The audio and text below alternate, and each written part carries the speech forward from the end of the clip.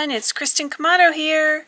Just wanted to share with you that I did finally get to make some Christmas in July cards. Feel like I'm almost running out of time there, but we still have plenty of time to Christmas, so no problem there. Brought you, I got a digital printout from Moonpunch Studios. It's a green plaid from the Plaid collection. There's lots of different colorways in there, so hope you get the chance to check them out. I'll provide you a link to their Etsy store as well as to the specific plaid collection in which I got this green plaid paper from. I had printed it out on a decent size, a decent paperweight, because I knew it'd be just a background color. But I like the plaid color because, yes, it's green. You think Christmas, but it doesn't have to be. But I did use it this time. Now, I was challenged by my friend Bec Ann. I did a haul video. I'll see if I can get you the link there for it in case you haven't checked it out. And this was one of the goodies from my local scrapbooking store, Simple Pleasures Rubber Stamps and Scrapbooking. They've been around now 31 years, and twice a year, Kathy, the store owner over there, runs a trash and treasure sale, and got to pick this up for $1. So she challenged me, my friend Bec Ann, to make Christmas in July cards using this stamp set. Okay. Challenge accepted. So I did. I pulled out some different inks. I kept with the Gina K family in testing a lot of these out. These worked really well for the rubber stamps that I was using. These were the colors I ended up with, and I stamped a whole bunch. Turns out that fun discovery, whoopsie, the Christmas light stamp that's buried under the price tag, and this one here that does the popcorn and I guess a cranberry garland. If you're good about lining up the edges, you can get a continuous line, so I may have to play around with that at a future date.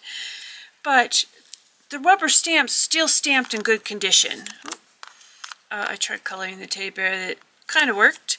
The Gingy, the Holly, I thought they all came out pretty darn good. I had tried the Merry Christmas in a distress ink, and it just, well, it didn't come out as, it came out okay once it dried, but it was a little splotchier, and so without a stamp positioner, I wasn't as comfortable, so that's why I went with the Gina K inks in the various colors. This one here is Christmas Pine.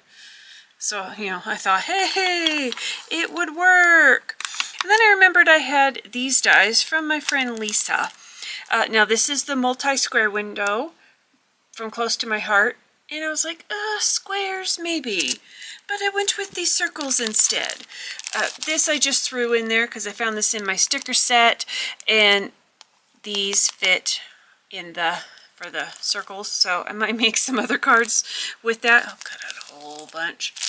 But basically, it's this die that makes a grid of 12 with circles cut out. The other one is a grid of 12 with the squares cut out. So that's really fun. I cut it out of the silver on one of the cards I made to give some oomph as a layer because so much of that silver paper, so might as well use it as a layering because I didn't want to add tons of foam dots. I'd have to add, let's see, 1, 2, 3, 4, 5 times 4 is 20 little foam dots, and I might have even had to add more like in here. So it's like, you know, this would have been a great one to cut out a green fun foam.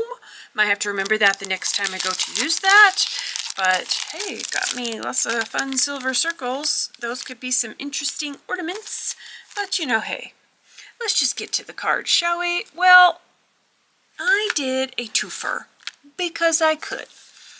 So I took the full 4 1/4 by 5 1/2, which would be a card front size.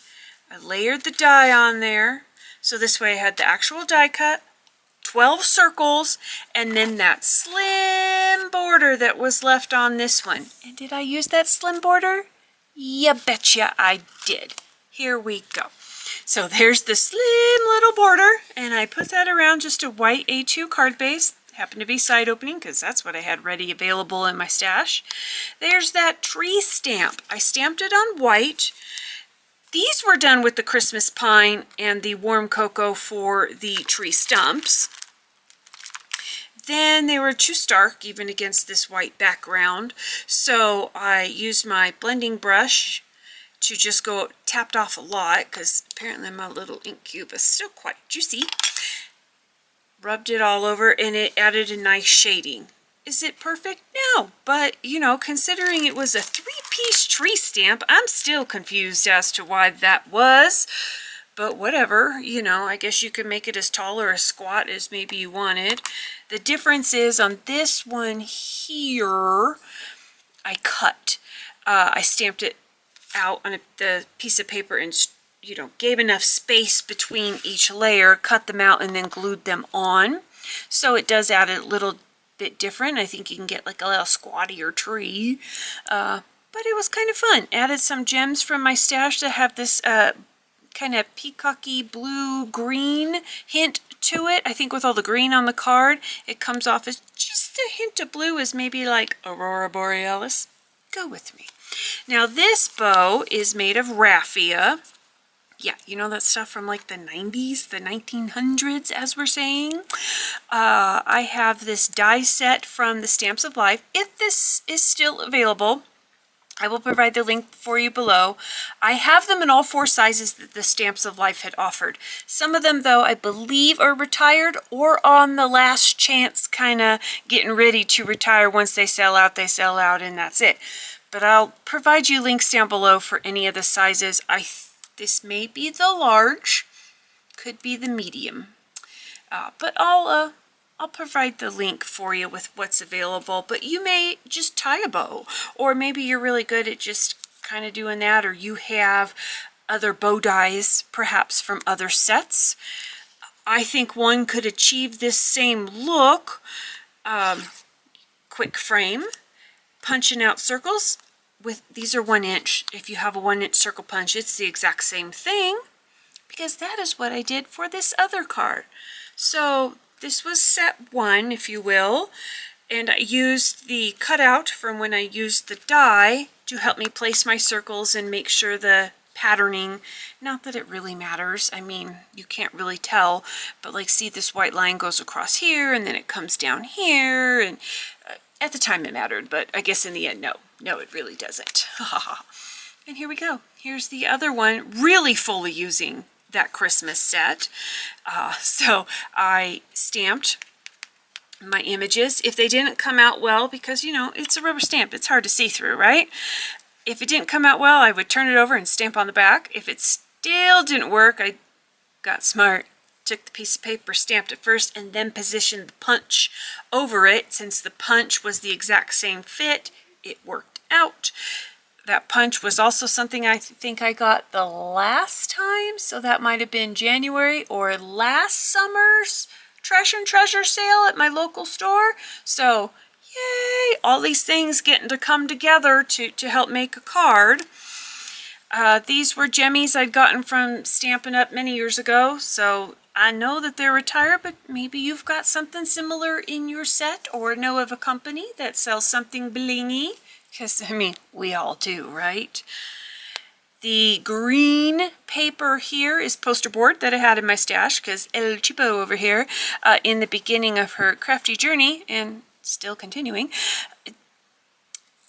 didn't want to spend the money on metallic paper, so she just used a poster board. And I did go around the edge with, I think, the Christmas Pine ink pad, just so you wouldn't, because it is white core, and that way it would just hide the white core-ness. I was almost done with this card, and I noticed a little smudge right in there. I was like, you gotta be kidding me. Tried a white pen to even go over it, add a little, you know, fun swirl for around the sentiment. Nope, didn't really work. So I just had to recut it out, stamp it and recut it out. But little secret between you and me, Didn't cut it out totally exact, but I think it gives it a little depth because I went then around with my Stampin' Up! Blender pen, the same ink I stamped the sentiment with, which, in case you're curious, happened to be fresh asparagus. And just went around where it might overlap, and so it adds just a little extra oomph, I guess. But that's just to cover my boo-boo, so hee.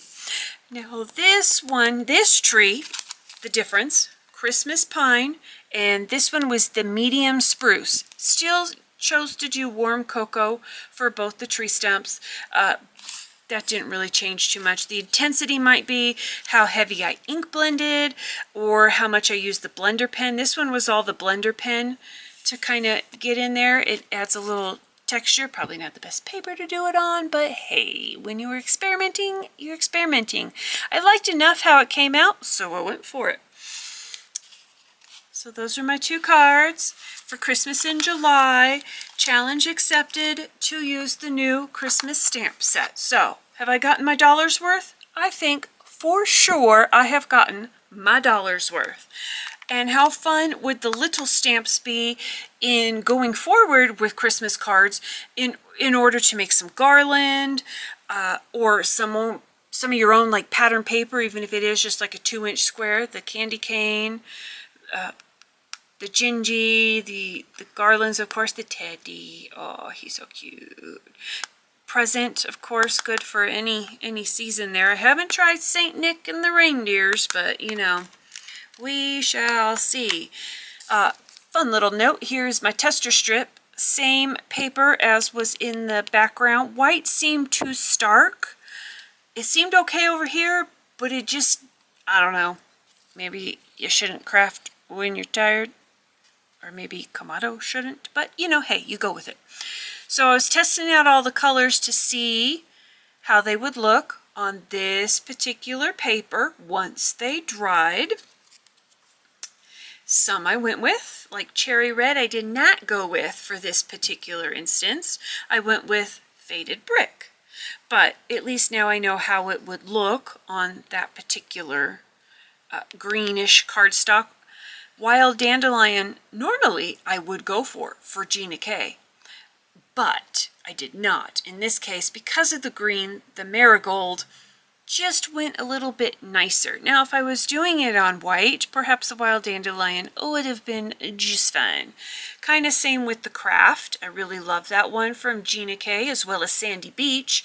However, it was too light on the green, and so the next step up was Warm Cocoa, and that worked a lot better. The greens I thought all came out fine, but where and when I wanted to use them varied, so that was nice to have a cute little tester strip. I'll keep this in my little baggie of samples here, the various things that I've tried out, so this way if it comes time again to do something, I already know and I won't have to go through the test again. The biggest question is, will I remember in the event of? So, you know, we'll wait and see. So, thank you again, Bec Ann, for the challenge. I did get a couple Christmas in July cards made. More will be coming. I have a feeling Crafty Parameters will do quite nicely for that. Thank you again to Moonpunch Studios. I'm quite enjoying your digitals, and I hope you get the chance to check them out on Etsy. They are very affordable for your pocketbook, and the nice thing is you get to print them out as many times as you want. In the plaid collection, why it was one of my first, probably top 3 purchases from Moonpunch Studios, because they're very easy to use. The plaids are good. You can use them. I think you could use this for Thanksgiving, of course, Christmas, but maybe a masculine card, or, you know, perhaps a birthday card. Lots of uses. And the green isn't the only one that's in there. There's one with a kind of a brownish beige tone and white. I think that would be a great one too, and maybe they would even pair well together. If you have any questions about the cards I made, products used, or even just want to say hi, do let me know in the comments below. And as always, I'll talk to you on the next one. Bye!